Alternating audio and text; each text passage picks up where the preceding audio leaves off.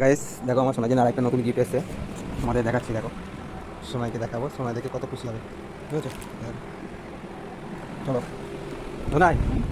দেখো আমি কিন্তু স্নান করে বিছানার উপর জাস্ট বসেছিলাম, তো তার মধ্যেই না ওর ফোনটা নিয়ে আমি একটু কাজ করছিলাম, মানে একটু খাটছিলাম। তার মধ্যেও আমাকে বললো, শোনাই তোর জন্য কিন্তু একটা সারপ্রাইজ এনেছি। এই ভিডিওটা কিন্তু আমার ছিল দোলের পরের দিনকে, খুব দেরি হয়ে গেল ভিডিও এডিটিং করে দিতে। তো ভাবলাম যখন গ্যালারিতে আছে চলো তোমাদের সাথে আমি শেয়ার করে ফেলি, তাই ভিডিওটা আজকে কিন্তু তোমাদের সাথে আমি শেয়ার করলাম। বাট জিভি থেকে এই জিনিসটা অর্ডার দেবে আমি সত্যি ভাবতে পারিনি। তো আই অ্যাম অবাক, মানে কী আর বলবো।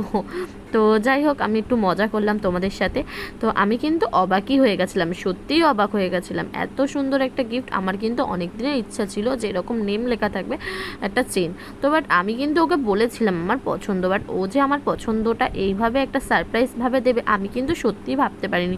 আমার কিন্তু শার্টটা কিন্তু খুবই ভালো লেগেছিলো। তোমাদের কেমন লেগেছে অবশ্যই কিন্তু আমাকে কমেন্ট করে বলো। এই দেখো ফাইনালে লেখা রয়েছে সুক্রিয়া। তোমরা এবার দিদি বলবে, দিদি ভাই তোমার নাম তো কেয়া, দাদা ভাইয়ের নাম সুজয়, তো তুমি কেন সুক্রিয়া নামটা লিখলে? তো সুক্রিয়া নামটা কিন্তু তোমাদের দাদা ভাই দিয়েছিল, বাট আমি কিন্তু নামের ব্যাপারে কিন্তু কোনো কিছুই জানতাম না। তোমাদের দাদা ভাই কিন্তু নামটা দিয়েছিল সুক্রিয়া।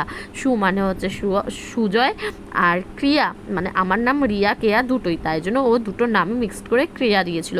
তো সুক্রিয়া নামটা কিন্তু খুবই আনকমন। দেখো সুপ্রিয়া নাম কিন্তু তোমরা অনেকেই শুনেছো, কিন্তু সুক্রিয়া নামটা কেউ অতটা কিন্তু এখনো শোনা যায় না বা চলাচল নেই। তো যাই হোক, আমার কিন্তু চেনটা খুবই ভালো লেগেছিলো, আমি কিন্তু চেনটা পরতে পারছিলাম। তো ফাইনালি তারপরে দেখো পরে নিয়েছি, তারপর তোমরা আমাকে একটু বলো কেমন লাগে কমেন্ট করে। তো এই চেনে পরে কিন্তু আমি অনেক আগেই কিন্তু তোমাদেরকে আমি ভিডিও দিয়ে দিয়েছিলাম, বাট আমি কিন্তু এটা একটু দেরি